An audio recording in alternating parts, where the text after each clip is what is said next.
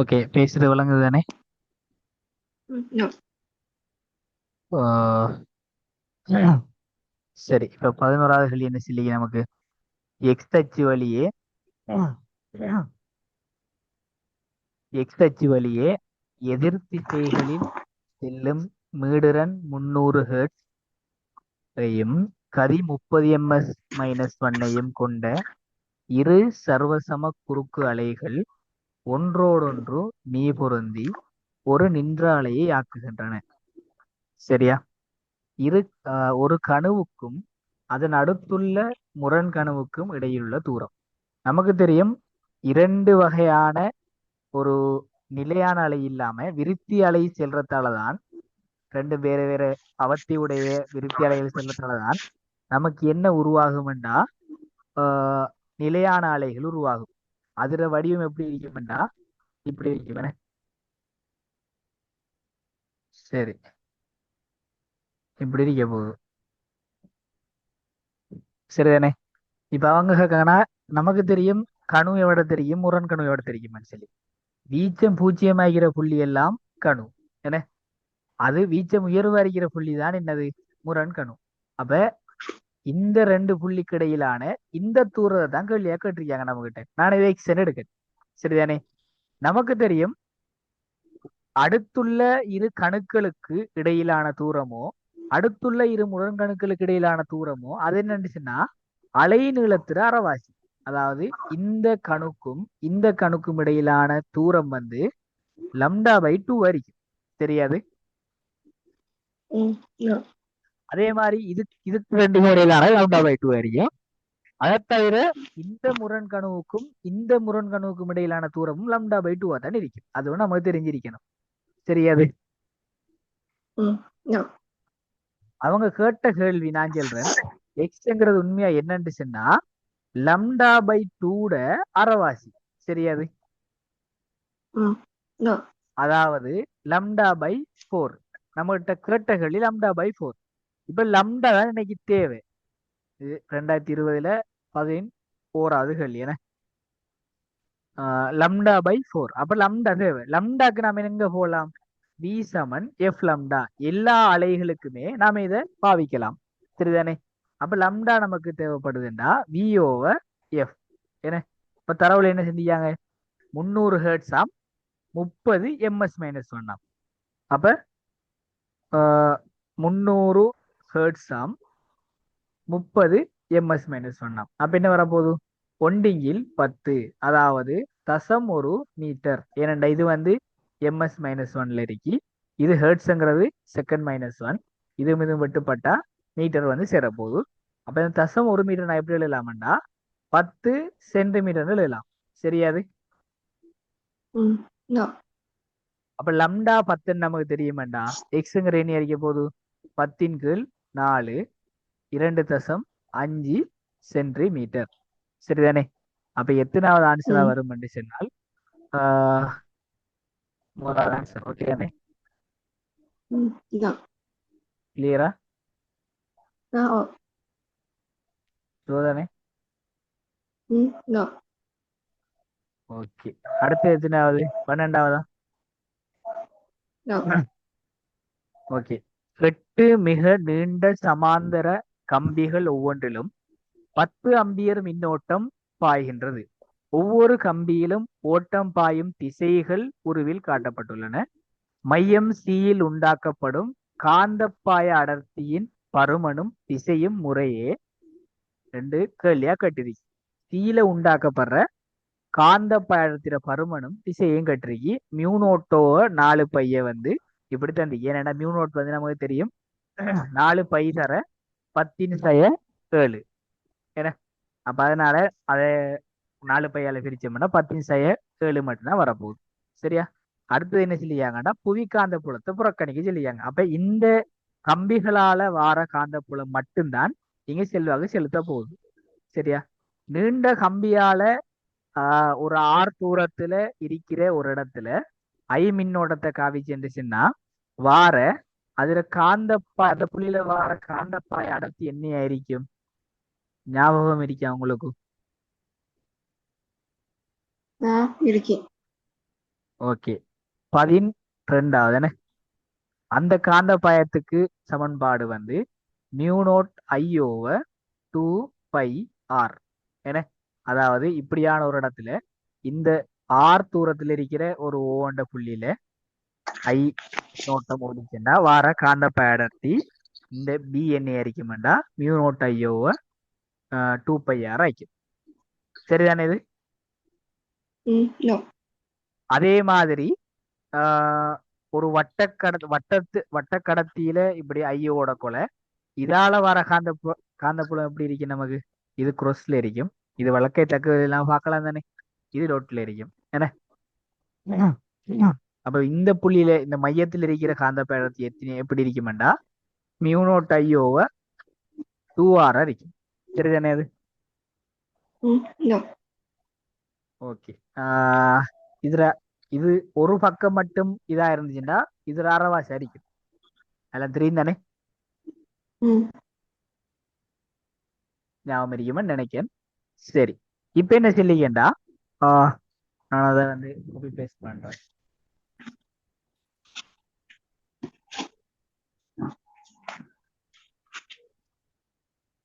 சரியா? இந்த இடத்துல நல்லா பாருங்க. அப்போ இப்படி காட்டிருக்கேன்னு உண்மையா அர்த்தம்டா நம்ம மேலுக்கு இருந்து பாக்குற மாதிரி தான் காட்டிருக்கேனே.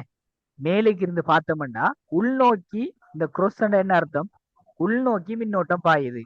தொட்டண்ட என்ன அர்த்தம்டா வெளிநோக்கி மின்னோட்டம் பாயுது. சரிதானே? அதாவது தாளுக்கு செங்குத்தாக உள்நோக்கி மின்னோட்டம் பாயுது. இந்த முதலாவதுங்கிறது தாளுக்கு செங்குத்தாக உள்நோக்கி பாயுது. இந்த ரெண்டாவதுங்கிறது தாளுக்கு செங்குத்தாக வெளிநோக்கி பாயுது.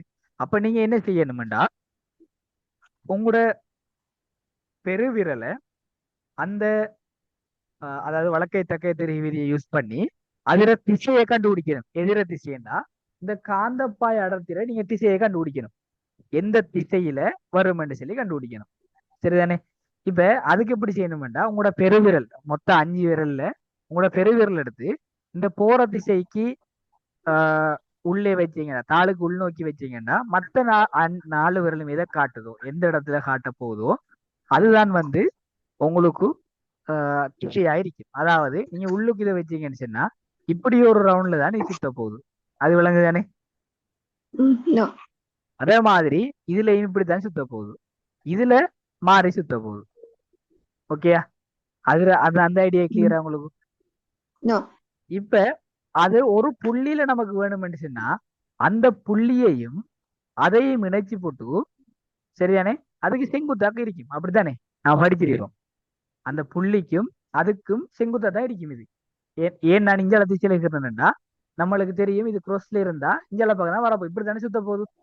அப்ப அந்த பி எங்க இருக்கும்? அந்த புள்ளியில ஒரு புள்ளியில கேட்டாங்கண்டா அந்த புள்ளியில இருக்கிறது அந்த கடத்தியையும் அந்த புள்ளியையும் இணைக்கிற நேர்கோட்டுக்கு செங்குத்தா இருக்கும். ஒன்று இப்படி இருக்கலாம் அல்லது இப்படி இருக்கலாம். ஆனா வழக்கை தக்கை திருகு விதிப்படி வளஞ்சுழியா தானே சுத்த போகுது குரோஸா இருந்தா. அப்ப அதனால இதால வார காந்த பேரத்தின் புள்ளிக்கு இப்படித்தான் இருக்கும். சரியாது? ஓகேயா? இதால வாரது இப்படி இருக்கும் சொன்னா இதால வாரது எப்படி இருக்கும்? நல்லா யோசிங்க. இதுவும் வளைஞ்சுழியா தான் சுத்த போகுதுண்டா இப்படி இருக்குமென்னு சொல்றது. அதே திசையில எதிர் திசையில இருக்குமென்னு சொல்றது. சரியாது? அதே லைன்ல எதிர் திசையில இருக்கும். ஓகேயா? தூரமும் சமனாய்க்கிறதால பிங்கிறது என்ன? மியூ நோட் நாம இப்பதான் சொன்ன மியூ நோட் ஐயோவ 2πr சொல்லி மியூ நோட் மாற போறது இல்லை 2π மாற போறது இல்லை ஐயும் மாறல எல்லா இடத்துலயும் ஒரே ஐ தான் போகுதுன்னு சொல்லிக்கு தூரமும் எப்படி போறல மாற போறது இல்லை. அப்ப ரெண்டால வர பியும் சமன் சொன்னா அந்த 2 பியும் கேன்சல் ஆகும் தானே. எதிரெதிரே சமனா இருந்துச்சுண்டா கேன்சல் ஆகி போகும். அப்படி யோசிச்சோம்னு சொன்னால் நமக்கு எதாவது கேன்சல் ஆகுமாண்டா இவர் இல்லாத போய் தருவாரு இவரோட. சரியாது? இவர் இல்லாத போய் தருவாரு இவரோட. ஓகேயா? இவர் இல்லாத போய் தருவாரு இவரோட. இது மூணு சரியாண்டு பாருங்க. அப்போ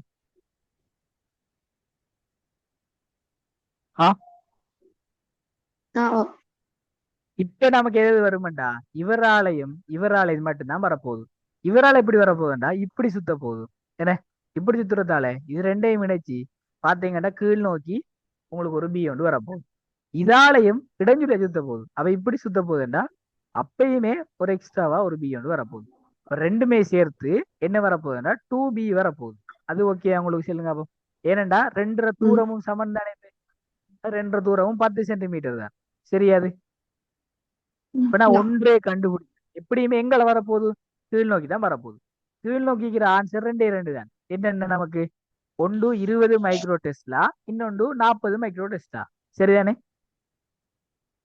ம் அப்புறம் ஒரு பிஏ கண்டு ரெண்டால பெருக்கினா எனக்கு சரி என்ன நினைக்கிறேன். அப்ப பிஏங்கிற என்ன வரப்போகுதுன்னா mu naught I over 2πr. சரிதானே. மியூ நோட் ஓவர் 2πங்கிறது அவங்க சந்திச்சாங்க மியூ நோட் ஓவர் 4πங்கிறது தான் 10 செய்யலாம். அப்ப மியூ நோட் ஓவர் 2π நான் எப்படி எழுதலாம்னு சொன்னா 2 தர 10 என்று எழுதலாம். இதை ஒத்துக்கிறீங்களா?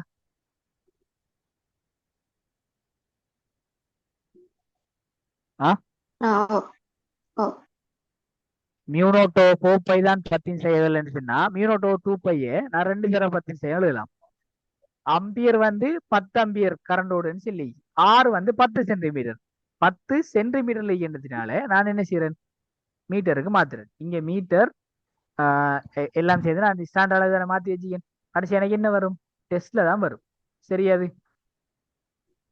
அப்ப என்ன ம் வரப்போகுதுண்டா நோ 10 இல்லாத பேத்திரும் இங்க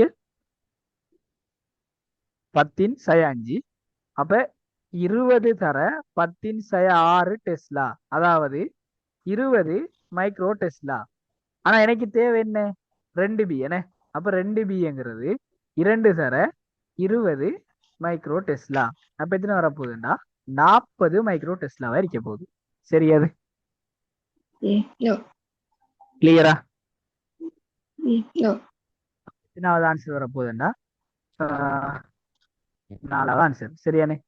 இப்ப நான் ம் செய்யக்குள்ள இவ்வளவுத்துக்கு இன்னைக்கு நான் டைம் எடுத்துலாம் செய்யல.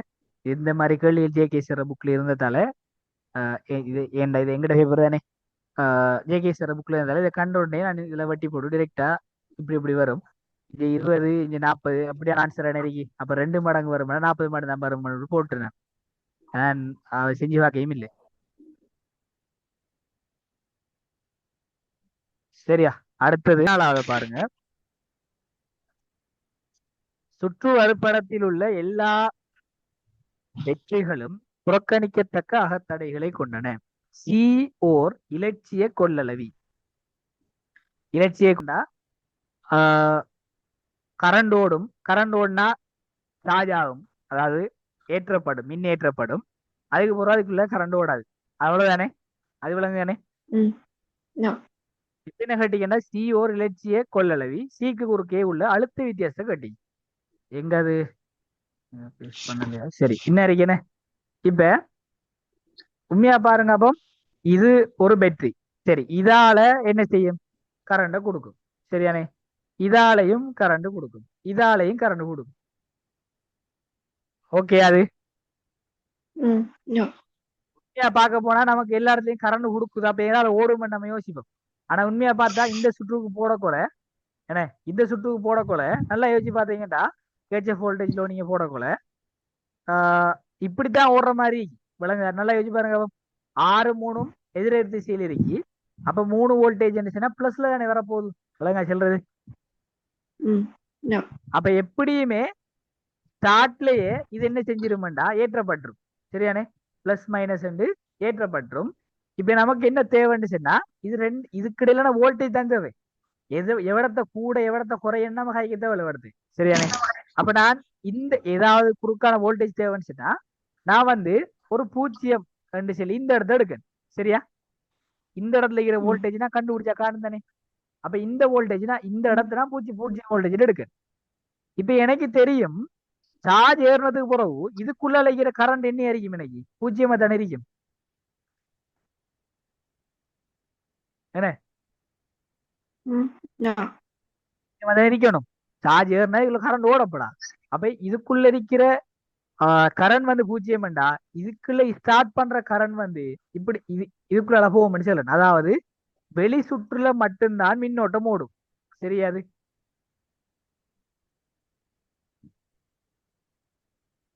அது கிளியரானு சொல்லுங்க. ஏன் அப்ப ஸ்டார்ட்ல ஸ்டார்ட்ல இருந்துச்சுன்னா ஏதோ ஒரு சின்ன மில்லி செகண்ட் தான். அந்த மில்லி செகண்ட் நாம இதை பத்தி யோசிக்கலாமா? இல்லையே. அது மட்டும் இல்லாம வோல்டேஜ் அவர் கேட்கயுமே இல்லாது. ஒரு சமநிலை ஸ்டடியான ஒரு ஸ்டேஜ்ல தான் நம்ம வோல்டேஜை கண்டுபிடிக்கலாம். இல்லாட்டி கரண்ட் ஓட ஓட ஓட ஓட வோல்டேஜ் கூடிட்டே இருக்கும். ஏன்? Q சமன் CV தானே. என்ன? ஏற்றம் கூட கூட கூட கூட ம், வோல்டேஜ் கூடிட்டே இருக்கும். எப்பதான் நம்ம ஒரு வோல்டேஜ் கேட்கலாமண்டா, அழுத்த வேறுபாடு கேட்கலாமண்டா, ஒன்று அதுல சார்ஜே இல்லாத நிலைமையில கேட்கலாம், அன்றம் 0 தெரியாது. ம், no, அல்லது சார்ஜ் ஃபுல்லா வேற நிலைமையில கேட்கலாம். ரெண்டு இடத்துல அவர் கேட்கலாம். விளங்க சொல்றது? ம், no, இந்த சுற்று ஸ்டார்ட் ஆகி ஏதோ ஒரு கொஞ்சம் மில்லி செகண்டாலேயே என்ன நடந்துமெண்டா சார்ஜ் ஏறிடும், அதாவது மின்னேற்றப்பட்டுரும். அப்படி மின்னேற்றப்பட்டுச்சுன்னா உடனே என்ன செஞ்சணும்டா, அதுக்குள்ள நடுவுல இருக்கிற சுற்றுக்குள்ளால மின்னோட்டம் ஓடாது, வெளியே இருக்கிற சுற்றுக்குள்ள மட்டும்தான் மின்னோட்டம் ஓடிட்டே இருக்கும். விளங்குதா? ம், no, வெளியே இருக்கிற சுற்றுக்கு நீங்க கேட்ச வோல்டேஜ்ல போட்டீங்கன்னா, இங்க இப்படி இதுல 6 வோல்டேஜ் இதுல 2 வோல்டேஜ் இருக்கிறதுனால நான் வந்து இப்படியான ஒரு வலஞ்சுழி திசையில கேட்ச வோல்டேஜ்ல யூஸ் பண்றேன். யூஸ் பண்ணேன்னு சொன்னா எனக்கு என்ன வரும்டா, 6 - 2 அங்கால 8I. ஓகே. அது ஏன் அப்படி ம், போட்டேன்டா, ம், ஆறும் 6 வோல்டேஜ் பிளஸும் 2 வோல்டேஜ் பிளஸும் ஒரே இதுல கனெக்ட் ஆயிருக்கு. அப்ப நீங்க என்ன செய்யணும்டா, கழிக்கணும். சரியா? ம், அப்படி இல்லை அது விளங்கலன்னு சொன்னா இப்படி எப்படி இதை பாருங்க. அப்ப மைனஸ்ல இருந்து பிளஸுக்கு போனா அது பிளஸ் எழுதணும், பிளஸ்ல இருந்து மைனஸுக்கு போனா அதை மைனஸ் எழுதணும். சரிதானே? எல்லாமே நமக்கு தெரியும். அடுத்தது அங்கால என்ன எழுதணும்டா, அதில் ஐஆர் பெருக்குங்க எழுதணும். I இன்டூ 3 3 5 அப்ப 8. அப்ப I நமக்கு என்ன வரப்போகுதுண்டா, 4 இது 4 தானே வரப்போகுது. 4 8 4 8 தான்டா அரைவாசி. அப்ப 0.5 ஆம்பியர். சரியாது? ம், no, நமக்கு தேவை ஐயாண்டு கேட்டா நமக்கு தேவை ஐ இல்லை. எனக்கு விடத்தைக்கிற வோல்டேஜ் தான் தேவை. விடத்தைக்கிற வோல்டேஜை கண்டுபிடிக்கணும்டா, விடத்தைக்கிற வோல்டேஜ் கண்டுபிடிச்சா காணும் உங்களுக்கு. அதுல இருந்து 3 குறைச்சிங்கன்னா இந்த இந்த வோல்டேஜ் வரும். சரியாது? ம், அப்ப நான் இங்க மேலுக்கிற சுற்றுக்கு வரேன். இந்த இடத்துல 0வா இருந்து இந்த இடத்துல நமக்கு எத்தனை வந்துச்சு, 0.5 அம்பியர் வந்துச்சுண்டா, இது குறுக்கான வோல்டேஜ் என்ன இருக்க போகுதுண்டா, 0.5 தர 3, அதாவது 1.5 வோல்டேஜ். ஏன்? I into R. I into ஆர்ண்டா 0.5 தர 3 1.5 வோல்டேஜ். ஓகே. அது ம், no, அப்ப இந்த இடத்துல என்ன இருக்குமெண்டா, அழுத்தம் கூடின இடத்துல இருந்து தான் அழுத்தம் குறைஞ்ச இடத்துக்கு மின்னோட்டம் பாயும். அப்ப இது சைபரா இருக்கு, வித்தியாசம் 1.5 இருக்குன்னு சொன்னா இது கட்டாயம் 1.5 வோல்டேஜா இருக்கணும். சரியா? ம், no,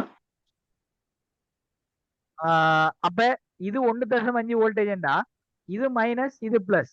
பெட்ரியில இது மைனஸ் முனை, இது பிளஸ் முனை. அப்ப பெட்ரியில மைனஸை விட இங்க எத்தனை கூடி இருக்குமெண்டா, 2 கூடி இருக்கணும். அப்ப இந்த இடத்துல எத்தனை இருக்குமெண்டா, 3.5 வோல்டேஜா இருக்கும்.